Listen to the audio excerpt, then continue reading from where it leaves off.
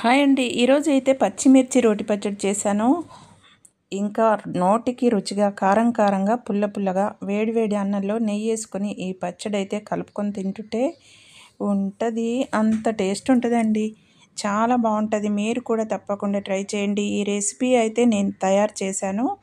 ఏ విధంగా చేశానో మీరు తప్పకుండా నా వీడియోస్‌లోకి వెళ్ళి చెక్ చేసుకొని, మొత్తం రెసిపీ కూడా చూసి మీరు కూడా తయారు చేసుకొని తినండి. చాలా బాగుంటది.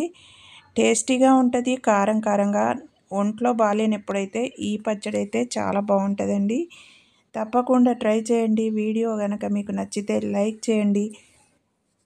ఇలాంటి మంచి మంచి వంటలు మీకు కావాలంటే నాకు సపోర్ట్ ఇస్తూ ఉండండి. నా వీడియోస్ చూసి లైక్ చేసి, సబ్స్క్రైబ్ చేసి, షేర్ చేస్తూ ఉండండి. మీరలా చేయడం వల్ల ఇది ఇంకా చాలామందికి రీచ్ అవుతది. రీచ్ అవ్వడం వల్ల మంచి మంచి వంటలు మిస్ అవ్వకుండా అందరూ చూస్తారు. నచ్చిన వాళ్ళు, హెల్త్ బాగుండాలనుకునే వాళ్ళు ఖచ్చితంగా ఇలాంటి వంటలైతే పాతకాలం నాటి వంటలు తప్పకుండా ట్రై చేయాలండి. ముందుకొచ్చి మోడ్రన్ జీవితాలు జీవించే వాళ్ళు మళ్ళీ వెనక్కి వెళ్ళి వెనకటి వంటలైతే ఖచ్చితంగా తింటున్నారు హెల్త్ కోసం.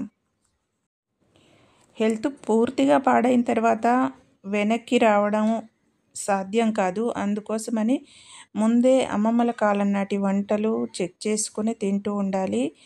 మనకైతే ముందుగా నచ్చవు. తర్వాత హెల్త్ పాడైన తర్వాత వెతుక్కొని తింటూ ఉంటాము. అందుకని ముందే తినమని చెప్తూ ఉన్నాను.